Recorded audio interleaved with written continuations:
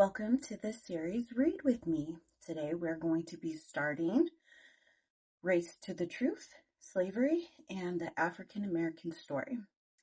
So go ahead, get cozy, and get ready to read with me. Enslaving and owning of human beings and their offspring as property, subject to being bought, sold, and forced to work without wages.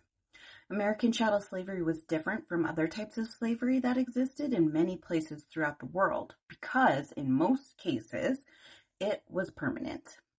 But what made chattel slavery in America unique was that it was exclusively race-based, meaning that only African people and indigenous people, as well as their descendants, were enslaved.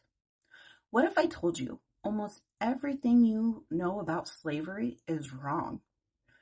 Or that although the United States abolished chattel slavery more than a century and a half ago, its long history still affects life in America, from everyday things like what we eat, the music we listen to, the schools we attend, and the books we read in school, to the big picture issues like where we live, which Americans have the most wealth, and even how some Americans, namely people of African descent, are treated by the police. It's true. Everywhere you look in the United States today, there are remnants of the transatlantic slave trade, during which between 10 and 12 million captured people from the west coast of Africa, including an area called Senegambia and west central areas such as Angola, were brought to the shores of distant places like Cuba, Barbados, Brazil, and of course early North America, even before there was a country called the United States of America. Of those millions of men, women, and children who were forcibly taken from their native lands, only 3%, or roughly 400,000, were bought and sold in port cities throughout the southern region of our nation.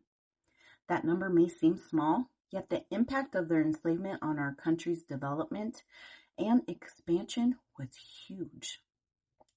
The trading records and ship manifests of European slave traders, businessmen, and early explorers help us piece together a complex puzzle of slave trading that includes various ethnic groups of African people who were captured and transported to slave ports throughout North and South America and the Caribbean.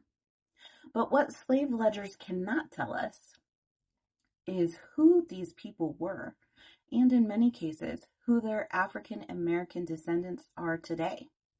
It would take a while for widespread slavery to take root in our nation, but slavery and its cousin, indentured servitude, were customary practices on American soil way before the country itself was founded, and seeds of what would eventually become American slavery were germinating in the consciousness and spirits of the founding fathers before they penned the Declaration of Independence.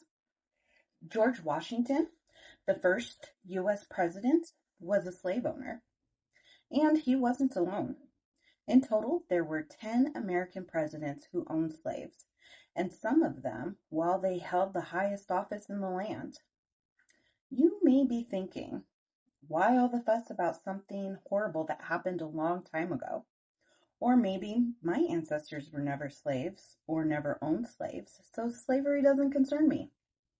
Well, the truth of the matter is that while chattel slavery in the United States ended over 150 years ago, African Americans still face barriers that are systemic, meaning they are fundamental parts of our social system.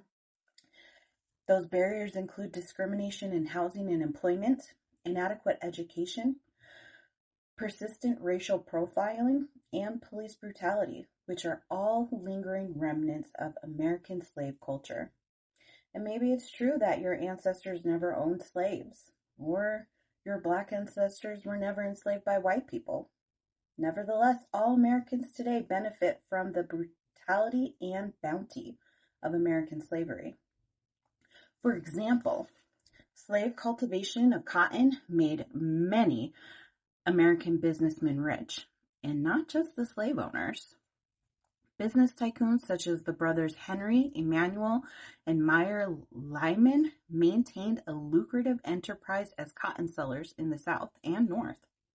Their business savvy led to the establishment of the New York Cotton Exchange, which organized the trade of what was at one time America's most coveted commodity, cotton. Before it went bankrupt in 2008, Lehman Brothers was one of the largest investment firms in the world. Maybe you have seen advertisements featuring a robin egg blue Tiffany box. Today, Tiffany is most famous for luxurious diamond jewelry, but it was started by Charles L. Tiffany with seed money from his father's lucrative Connecticut cotton mill, which was run by slave labor. And you might have seen a suit or shirt or blouse with the iconic Brooks Brothers label sewn into the back. Founded in 1818, Brooks Brothers has long been known as the go-to place for tailored clothing for professional men and women. But during slavery, it was a popular retailer for slave owners, used for outfitting their slaves. In fact, Thomas Jefferson is reported to have purchased clothing from the company for the enslaved people living on his Monticello estate. Like some other slave owners, Jefferson dressed his enslaved people in better clothing to demonstrate his good treatment of the people he owned. We will discuss this founding father's views on slavery and his treatment of Sally Hemings, one of his enslaved women, in Chapter 5. Do you have your own bank account for saving your allowance or money you have received from relatives on your birthday? Well, some of the world's most successful banks have direct ties to slavery. That's right. For example, the global banking and investment giant J.P. Morgan Chase and Company was built from slave revenue.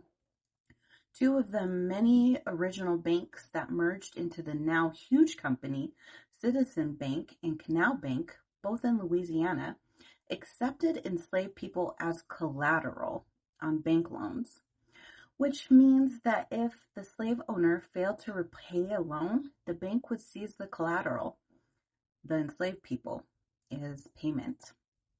Another example, two of the banks that merged to form Wachovia Bank, which in 2008 was acquired by Wells Fargo, not only accepted enslaved people as payment, but actually owned enslaved people as well.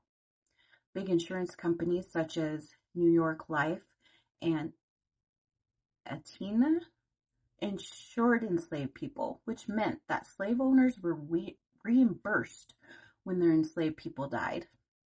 Today, these companies provide insurance coverage and assurance to policyholders seeking protection for their property and families. So you see, all Americans continue to benefit from slavery, whether we want to believe it or not.